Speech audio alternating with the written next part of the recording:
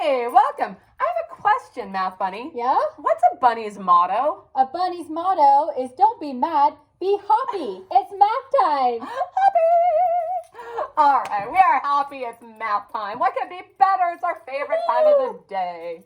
All right, so today we're going to be practicing finding our volume with those complex figures and being able to look at it in a couple of different ways. Okay, so this is what's going to be in your interactive notebook.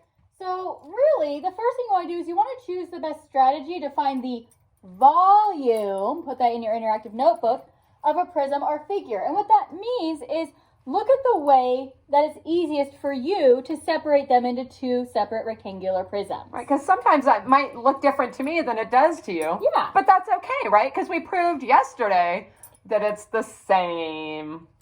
Okay. So once you figure out the best way to do it, you're going to break the figure apart into two separate prisms, unless you have to do three. Right, because we did 3 yesterday too on that last problem. Generally, it will be 2 of them. Yep. 2, like the number that goes in your interactive notebook. All right, so with this one, we have our lovely example over there. Okay, looks like a weird piece of wood or a couple of bricks or who knows what. But we want to be able to see, how much that holds. What is the volume of that figure? So we can do that in a couple of different ways. So one way, it says we can find the volume by 2 times 2 times 7. So can we, There it so is. that's going to be this front part, isn't it?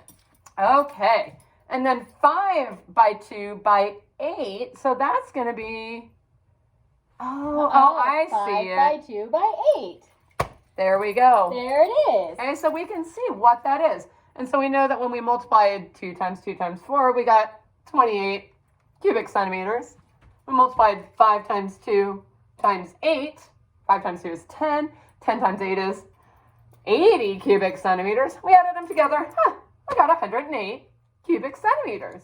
108 cubic centimeters, which will be written in your notebook. I know, because it's in red. You can see bright red.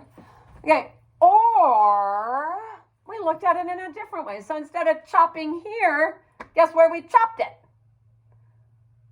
We went perfect straight across. So then we lift up that top part and have that big bottom part on the bottom. Okay, so now instead of 2 times 2 times 7, we had 2 times 2 times 15. So, Math Bunny, do you see where the 15 came I from? do see where the 15 came from. It came from this width of 7 and this width of 8 added together. So that would be that whole length down there.